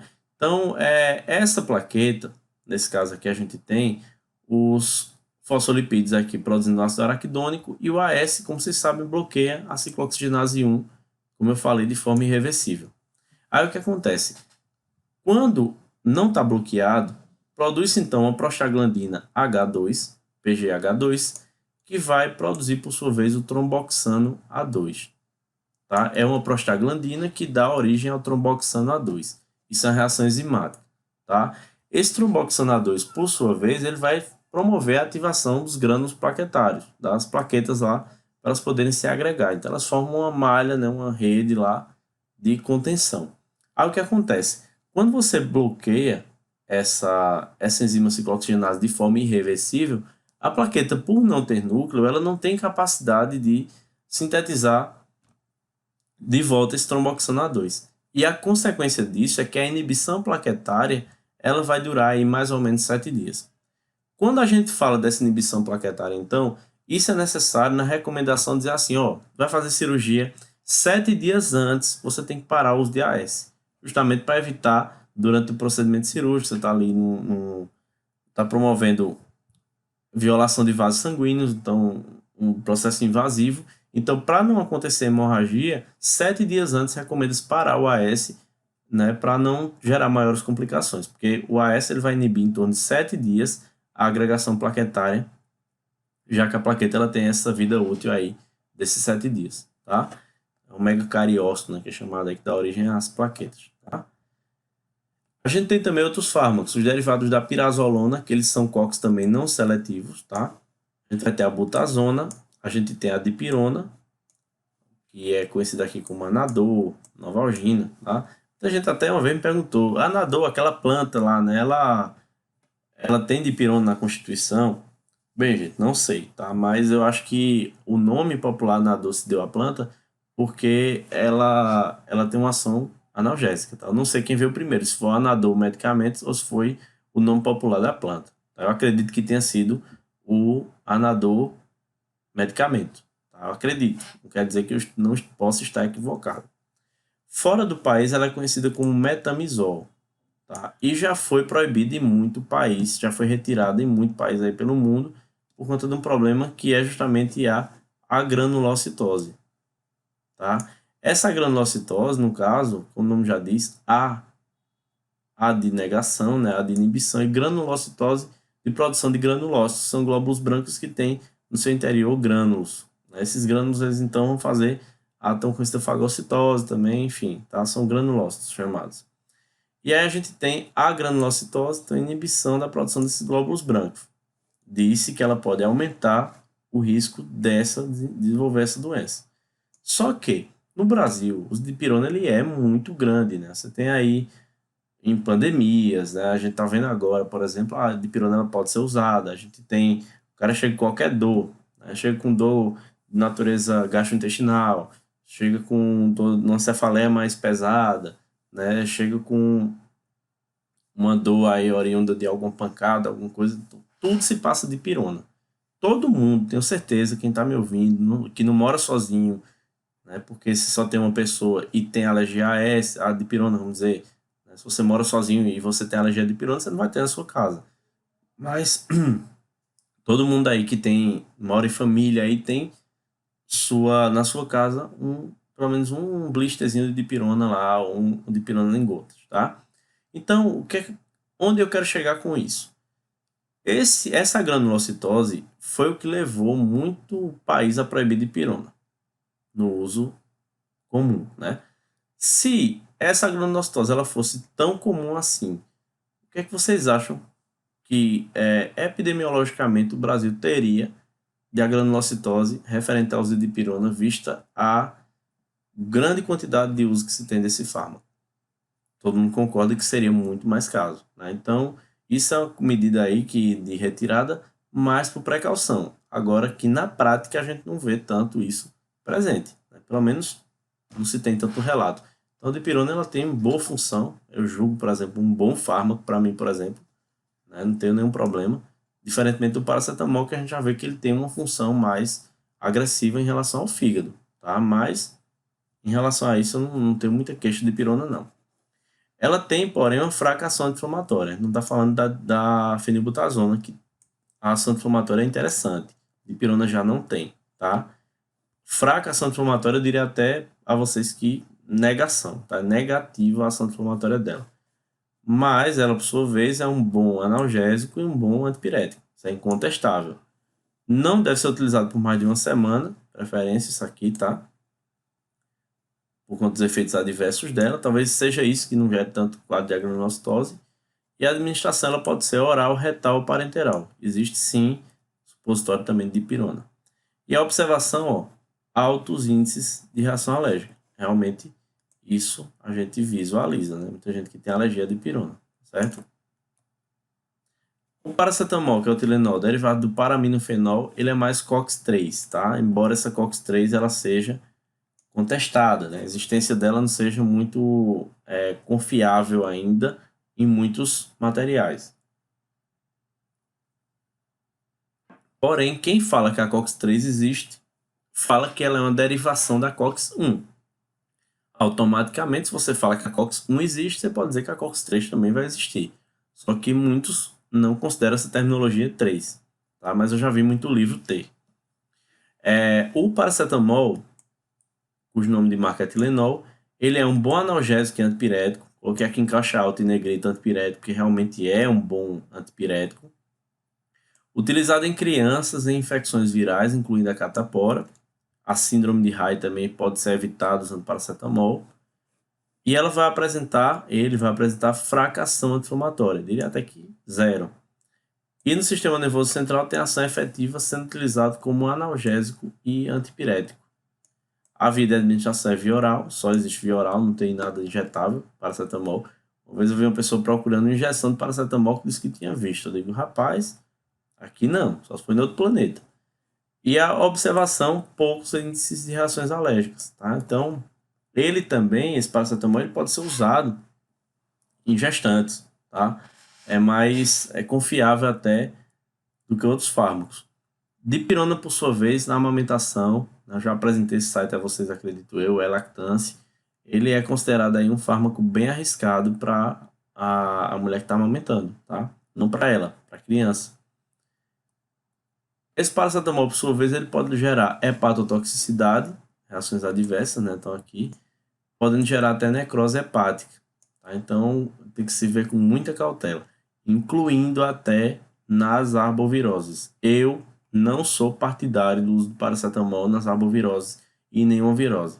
Por quê? Porque a gente tem a virose em si já prejudica o fígado, tá? Ela já gera uma tendência a ser agressiva ao fígado. Então imagine, você tem uma doença que é agressiva ao fígado e você usa um paracetamol que também pode gerar hepatotoxicidade, tá? E se a pessoa consumir álcool, pior pode ser a lesão hepática ainda, porque tem muita interação por conta de citocromo P450. Então a gente fez um trabalho recente, né? Nesse trabalho a gente buscava avaliar o consumo de fármacos potenciais indutores de lesão hepática. E sem dúvida nenhuma o campeão foi o paracetamol, né? Não que causava, mas que o pessoal consumia, que poderia causar essa lesão hepática. O paracetamol é muito perigoso para o fígado, né? Muitos países até proibiram por conta disso, tá? E claro, varia aí, né? Tem países que as pessoas elas têm, eu acho, né, fatores de risco aí muito maiores para desenvolvimento de doenças hepáticas, né? Vai de pessoa para pessoa. E aí, se você tem um medicamento desse difundido uso, então pode ser até um pouco perigoso, né? Tem que ter um pouco de critério, um pouco de cuidado. E no excesso, né, que isso acontece muito, tá? É uma das intoxicações aí mais presentes nos ceatóxicos pelo Brasil, que é a intoxicação por paracetamol, o excesso dele. E não é uma coisa absurda de se ver, não, né? Porque a gente costuma ver as mães, elas às vezes exageram na mão, por uma questão até de proteção, né? Não vamos atirar pedra. As mães que eu falo porque é quem mais se envolve com a terapia medicamentosa das crianças, né? Aqui em casa não, porque eu sou isso, né? Eu sou medicamento, então eu me envolvo bastante. Mas se a gente for considerar o excesso de paracetamol, os maiores responsáveis são os pais em casa, que quando a criança está com febre, né, por uma reação de uma vacina, né, as viroses que elas são muito comuns na infância, a imunidade aí está em crescimento, está ainda em maturação, e aí o que acontece? O uso do paracetamol é excessivo, e a gente tem como principal antídoto aí a N-acetilcisteína, que vai ser usada quando a pessoa se intoxica por paracetamol, tá? Então não é nada difícil de encontrar, não. é muito comum intoxicação por paracetamol porque as mães, os pais em casa não veem a febre cessar e administram doses uma por cima da outra. Tá? Às vezes não espera o efeito, o tempo correto, não tenta uma medida não medicamentosa, como uma toalhinha com água fria, né? Dar um banho mais quase frio na criança, porque frio judia bastante, mas aí administra um por cima do outro, uma dose em cima da outra, e aí a criança acaba se intoxicando, tá? Isso é perigoso aí também o uso dele. A gente tem os derivados do ácido acético, que também são COX não seletivos. Vocês veem que a maioria deles até agora são COX não seletivos. Que a gente vai ter a indometacina, que é um potentíssimo anti-inflamatório que se tem aí. O aceclofenaco, que é um excelente anti-inflamatório também. E o diclofenaco, que também é muito bom anti-inflamatório. Tá? Incluindo o diclofenaco sódico e o diclofenaco potássico, o Voltaren e o Cataflam. Tá? Então, a gente diz, também é o Voltaren, também é o Cataflam. Isso é diclofenaco. Tá? São 3 fármacos excelentes anti-inflamatórios. Não quer dizer que não sejam ruins também com os efeitos adversos. Aí muita gente pergunta qual a diferença do diclofenaco, de sódio, pro potássico, tal, não sei o que. Tem diferença? Aí eu digo, clinicamente, não. Tá? A diferença é a seguinte: diclofenaco ele tem o potássico, tem o sódico e tem o colestiramina. Mais conhecidos são sódio que o potássio, então eu vou dar mais ênfase agora a eles dois. O potássico, ele tem uma absorção um pouco mais rápida do que o sódico, tá? Consequentemente, se a absorção é mais rápida, o efeito é um pouco também mais rápido. E só. Muita gente acha ainda que o potássico é para tecido mole, inflamação em tecido mole, e que o sódico é para inflamação em partes mais duras. Não, tá? Não é isso. Clinicamente, a mesma coisa. A única coisa que muda é um pouquinho de nada na farmacocinética, e isso é por conta do sal, potássico e do sal sódico. Porém, nem o sódio, nem o potássio desses sais eles são absorvidos. O que se absorve é o diclofenaco. Os sais vão embora. Ou seja, o que é que eu quero dizer com isso? O diclofenaco de sódio ele pode ser sim utilizado por pessoas hipertensas, não tem problema, tá? Aí você vai dar, mas muita gente tem moído, não sei o que, diz que a pressão aumentou porque usou. Na dúvida, gente, potássico, tá? O paciente quer levar, indica o potássico se não for prescrito. Correto é ser prescrito que ele é tajado. Mas se não for, o potássico. Porque aí a pessoa pode associar, minha pressão subiu por conta disso, por conta daquilo, né? E a gente vai dizer que a pressão não subiu? Ela subiu. Porém, a gente não tem como garantir que não foi o medicamento a pessoa. Ela vai dizer, foi o medicamento? Você diz não. Ela diz, me prova que não foi. Como é que você vai provar? Então, na dúvida, não fala que diclofenaco potássico, que prefere o sódio ao potássio para a pessoa que é hipertensa, tá? São pessoas que às vezes elas vão discutir e a gente não vai ter tanto argumento para estar jogando de volta, visto que a pressão também pode aumentar por fatores psicológicos, tá? Então, nesse caso, eles não têm diferença básica, né, do ponto de vista clínico. Porém, o potássio ele pode ser absorvido um pouco mais rápido, certo? Então, é a única diferença deles, consequentemente, o efeito também vai ser um pouco mais rápido. Pouco, mas muito pouco diferente, tá? É só uma questão, né, de sal mesmo, e esse sal ele vai ajudar aí, no caso, na absorção, tá? No processo de absorção. A gente tem lá aqueles diclofenaco sódico, potássio, colestiramina, cloridrato não sei de que, né, oxalato não sei de que. Esses aí são os sais para ajudar no processo absortivo, para ajudar na farmacocinética. Eles são, então, potentes anti-inflamatórios, já falei a vocês, mais do que a própria aspirina, e são usados em casos agudos, dolorosos, claro, né? Como artrite aguda, osteoartrite coxofemoral, que é uma malformação das articulações coxofemorais, controle da dor associada a pós-operatório de cirurgia oftalmológica, e pode ser administrados ou por via oral ou por via retal. Diria a vocês que retal nem tanto, mas a parenteral. A gente tem diclofenaco aí sendo vendido também na forma injetável, na forma intramuscular, salvo enganos agora. A gente tem os oxicans, tá? São excelentes medicamentos também. Eles são inibidores não seletivos, tá? Porém, eles são mais seletivos para COX-2 do que para 1. Não seletivo, porém com um pouco mais de seletividade para COX-2. O que eu quero dizer com isso? Eu quero dizer que eles não têm seletividade, tanto inibir a 1 como a 2. Porém, a preferência é pela 2. Isso faz deles, então, ótimos medicamentos, excelentes medicamentos. Claro, gente, não confundo, tá? Quando eu falo ótimo medicamento, eu não estou dizendo que ele é perfeito, que medicamento maravilhoso. Não, estou dizendo por problema, né? Não quer dizer que ele não tem efeito adverso. Todos têm. Isso aí você já sabe, isso é clássico. Porém, o que eu falo é o seguinte, eles são excelentes medicamentos, aí eu digo para o que a pessoa está procurando, né? Então, para aquela inflamação, ele é um bom medicamento, isso é incontestável. Muitas pessoas na época da chikungunya e tal, tiveram aquelas dores, nas articulações estão doendo. Muita gente tomou meloxicam, tomou piroxicam, e eles são medicamentos que exigem doses muito baixas, tá? Você não precisa de 4, 5, 6 administrações diárias. 2 são suficientes, eles têm um tempo de meia-vida aí bem longo, tá? Eles são usados como analgésicos, anti-inflamatórios, antipiréticos e usados também em distúrbios do músculo esquelético agudos, tá? E eles têm menores efeitos no trato gastrointestinal que o AS, por conta da seletividade para COX-2, repito a vocês. Os derivados do ácido propiônico a gente tem não seletivos, eles são mais COX-1, porém, tá? Não COX-2, como os oxicans. A gente vai ter o ibuprofeno, a gente tem o naproxeno, a gente tem o cetoprofeno, a gente tem o fluorbiprofeno. Também, tá? São fármacos muito bons aí para inflamação, né? Embora a gente tenha lá suas variáveis. O ibuprofeno, por exemplo, ele não é tão bom assim. O naproxeno já é interessante o efeito dele. O cetoprofeno também, incontestavelmente, é um bom anti-inflamatório. E o flubiprofeno ele está sendo vendido mais aí na forma de uso de pastilha, né? Que é aquela Strepsils aí, que o comercial ela tá bem difundido. Eles vão apresentar potência como anti-inflamatório, analgésico e antipirético, e a baixa toxicidade, ele está aqui o mouse, e a baixa toxicidade leva a melhor aceitação por alguns pacientes com menor incidência de efeitos adversos do que a aspirina e a indometacina. E usa também no tratamento de dismenorreia primária. Então, eles são vendidos até para aqueles pacientes que buscam, aquelas pacientes que buscam a atuação nas cólicas menstruais, tá?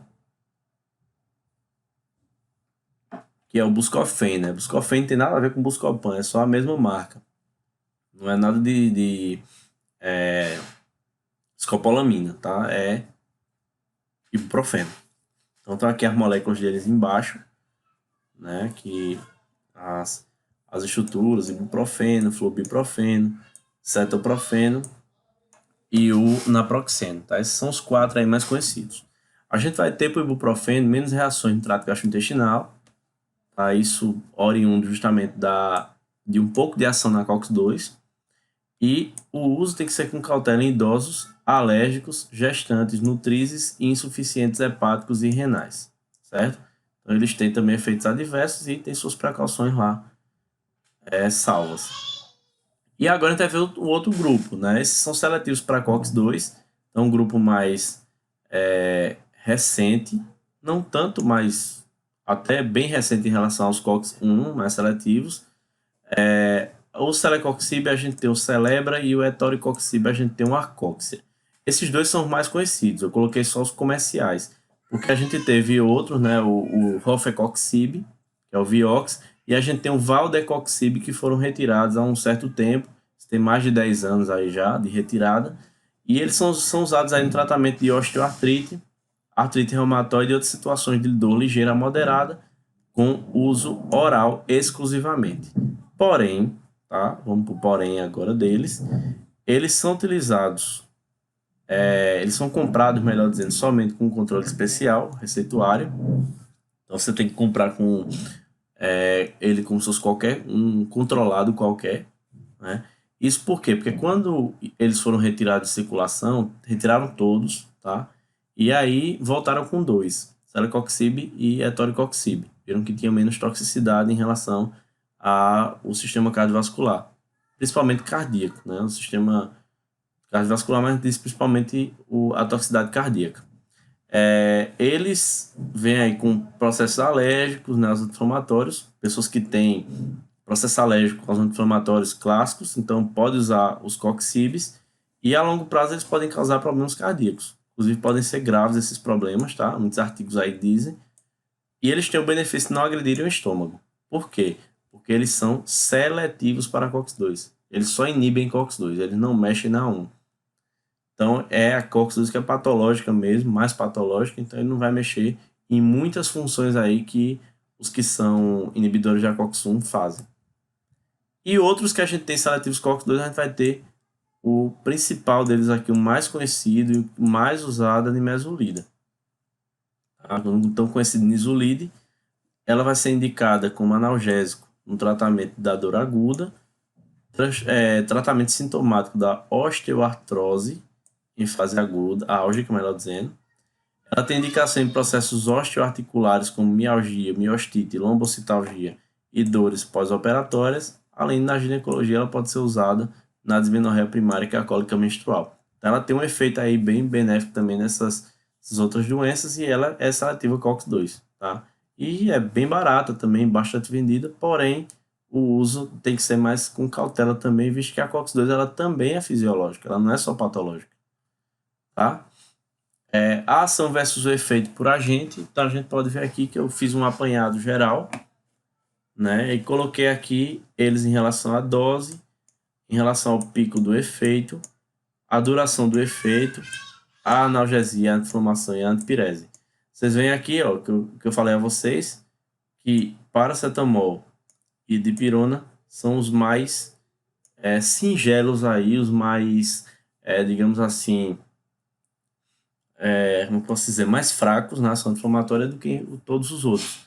Então, vocês veem que a maioria aqui, 3 ou 2 cruzes, né? O celecoxib não tanto, mas todos os outros 3 cruzes, né? E para o efeito antipirético, vocês percebem que quanto mais anti-inflamatório ele é, normalmente ele tende a ser menos antipirético. Tá? Isso não é regra, mas é uma tendência aqui que a gente olha de uma cruz apenas para o cetoprofeno, o piroxicam, o celecoxib, o parecoxib e o etoricoxib. Só que na maioria das vezes é muito comum a prescrição ela vir com um anti-inflamatório desse mais pesado e vem com um analgésico mais clássico. Então é muito comum a associação de dipirona, etodolaco, né? Que eu acabei não colocando aqui, etodolaco, cetorolaco, etodolaco, não coloquei, tá? Que eles são muito usados também na odontologia. Não só na odontologia, mas no pós-operatório, de cesarianos também são usados. E normalmente o pessoal tende a associar paracetamol com diclofenaco, dipirona com diclofenaco. Isso por quê? Porque o paracetamol e dipirona, por eles terem uma ação analgésica e antipirética mais interessante, né, e poderem ser usados até mais vezes, vocês podem ver aqui que eles dois podem ser 4 a 6 vezes ao dia, né, em torno de 4 a 6 vezes, eles entram aí intercalando com os anti-inflamatórios. Então, vamos dizer, você toma um cetoprofeno de 12 em 12, né, e no mês você coloca um dipirona. Então, bota 6 em 6, 4 vezes ao dia o dipirona e 2 vezes ao dia um analgésico, um anti-inflamatório desse mais pesado. Então, nesse caso, é bem interessante isso acontecendo nas prescrições. Mas quando tiver na prática, vocês vão ver melhor o que eu estou falando, tá? Em termos de efeitos adversos, vocês podem ver aqui que o campeoníssimo, indiscutivelmente, é a aspirina, é o ácido acetil salicílico. Vejam aqui, ele está em azul, deixa eu apontar para cá para vocês. E vocês notem que ele é o que mais gera úlcera péptica. Vamos ver o porquê, tá? A gente tem no estômago, né, tô falando da mucosa gástrica, a gente tem fatores protetores. Podem ver aqui que eu selecionei e ao lado eu estou colocando as camadas de cada um. Aqui eu tenho camada de muco, mais acima. Tem o gradiente iônico, um pouquinho mais abaixo. Tem a camada de bicarbonato, também associada. A gente tem as prostaglandinas, que estão nesses granulozinhos em preto aqui. A superfície das células epiteliais. E a gente tem o suprimento sanguíneo da mucosa. Todos esses 6 aí são fatores de proteção do estômago, tá? Aí o que acontece? Sempre que a gente usa um anti-inflamatório não esteroide, né, então a produção de prostaglandinas aqui, a produção de bicarbonato ali e a produção do muco mais acima, tá? Aí o que acontece? Esses 3 pontos aqui, a produção de bicarbonato, a produção de muco e a produção de prostaglandinas, né? Isso aqui é fisiológico, produção de prostaglandina, tá?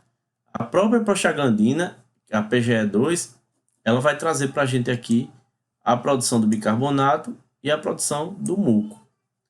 Todos esses dois aqui, eles são fatores de proteção da mucosa gástrica.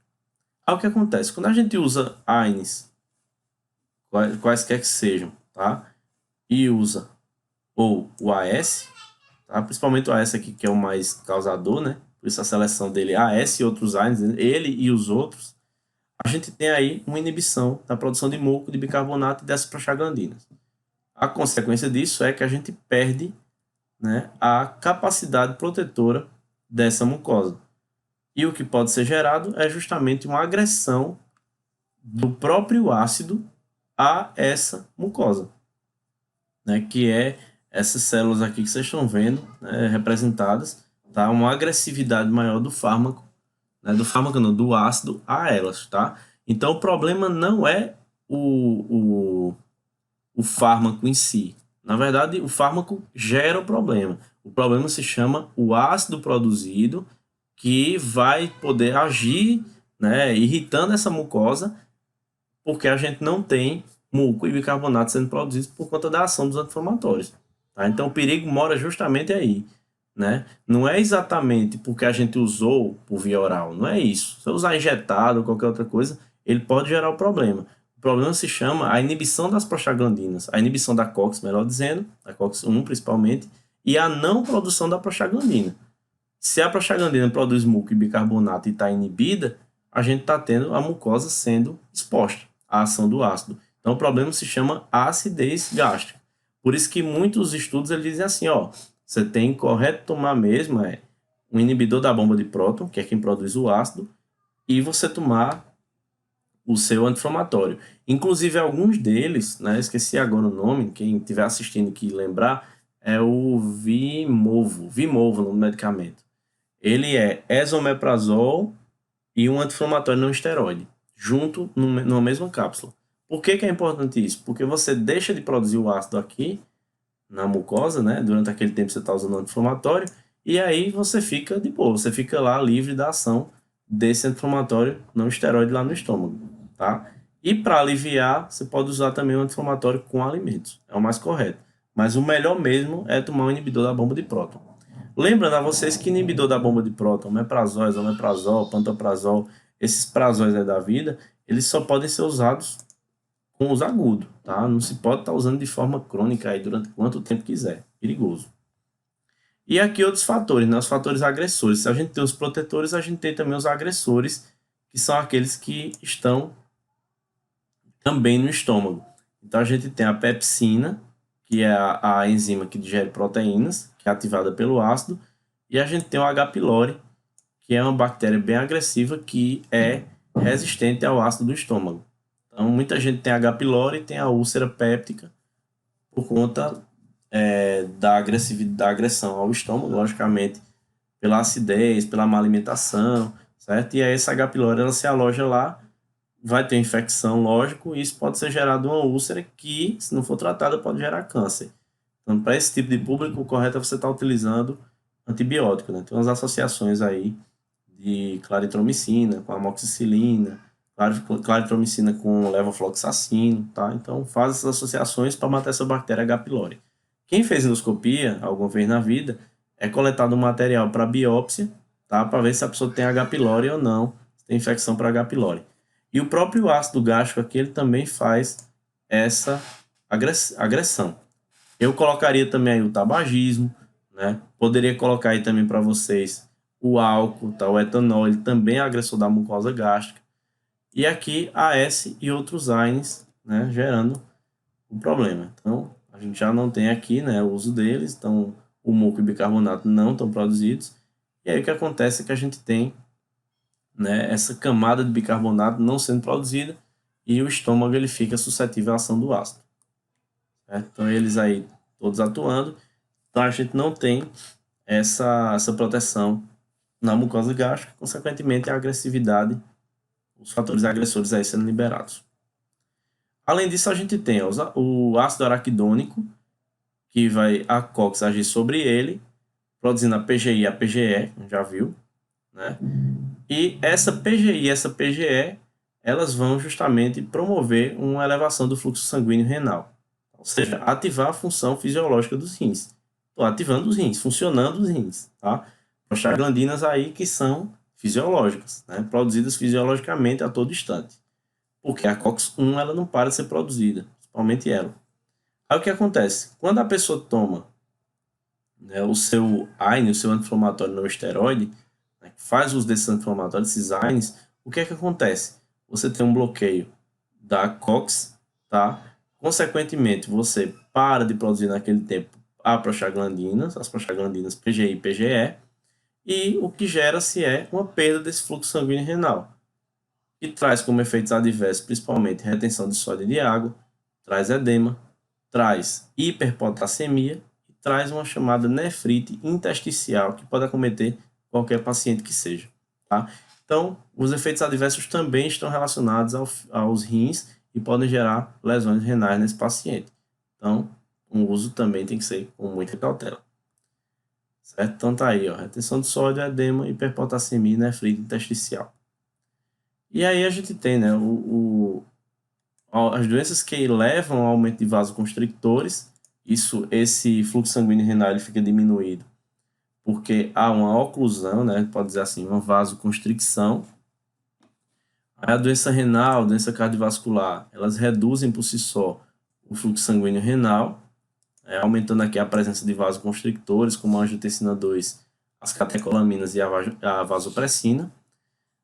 Se não houver tratamento, né, sem tratamento nenhum, então a resposta ao fluxo sanguíneo renal tem cirrose também, nefrose, insuficiência cardíaca e uso de diuréticos, que reduzem o volume de sangue do corpo, podendo gerar a presença de vasoconstrictores, angio 2, catecolaminas e vasopressina. Se o paciente é tratado com AINE, o que pode acontecer aqui é uma vasoconstricção. Então, ó, a síntese de prostaglandinas normalmente antagoniza os efeitos intrarrenais dos vasoconstrictores. A prostaglandina, ela quando está atuando, a gente tem aí o fluxo sanguíneo renal não sendo afetado. Porém, se a gente está bloqueando a síntese dessas prostaglandinas, né, com os anti-inflamatórios, o que está acontecendo é uma vasoconstricção. Consequentemente, ó, o vaso ocluído, a gente tem uma dificuldade de fluxo sanguíneo renal que vai gerar problemas indiscutivelmente. E aqui são os anti-inflamatórios, né, o apanhado geral, e eu chamo a atenção para cá, acho que eu tinha falado a vocês lá quando eu falei dele, o naproxeno, né, que é considerado aqui o melhor, né, o mais seguro ANA conhecido. Inclusive ele tem um uso aí bem difundido e ele não tem taxa nenhuma. Não quer dizer que não tenha malefício, tá? Atenção para isso. Então, no geralzão, o que é que a gente vê aqui para esses anti-inflamatórios não esteroides? A gente vê que são fármacos bastante usados, né? Por isso que eu passo um tempão falando sobre eles, né? E eles são fármacos que, na maioria das vezes, eles agem como paliativos. Então é importante que a gente considere, é bom anular a inflamação? Sim, interessantíssimo, perfeito. O problema é, você não pode, muitas vezes, negligenciar o causador da inflamação. Então a gente tem aí, sei lá, um dente inflamado, a gente usa anti-inflamatório, está usando paliativo. Então o correto é que você investigue a causa dessa inflamação, né? E use um anti-inflamatório não esteroide também. Então, o que a gente tem que entender é que o anti-inflamatório não esteroide, ele mesmo sendo utilizado, ele não pode negligenciar o diagnóstico, tá? O diagnóstico médico, o diagnóstico odontológico, certo? Eles não podem ser negligenciados. O AINE, ele surge aí como uma estratégia terapêutica acessória, tá?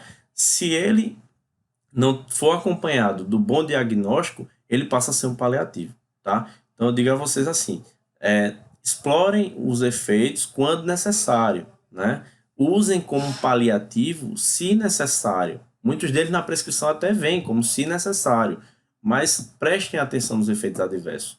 Tenham muito cuidado, tá?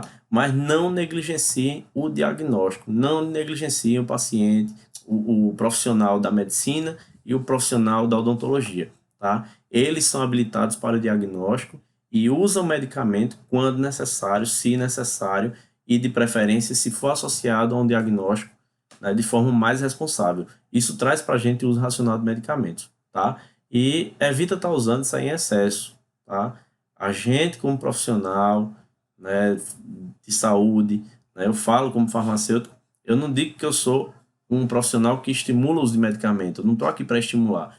meu profissional, eu como profissional de saúde, eu como profissional farmacêutico, saúde que eu falo, qualquer profissional que está me assistindo, ele tem essa responsabilidade, a gente tem que desestimular o uso de medicamento, a gente tem que tirar o incentivo ao uso de medicamento. Medicamento é para ser usado em última escala, tá? O medicamento é a ponta da rama da árvore, certo? Ele não pode ser o primeiro ponto. Se você usa o medicamento e depois diagnostica, né, você está usando um paliativo. E se você mantém essa prática constante na sua vida, você está fazendo tudo errado, tá? Então é só uma reflexão que eu deixei a vocês, para que vocês entendam como profissional de saúde a gente tem esse papel também.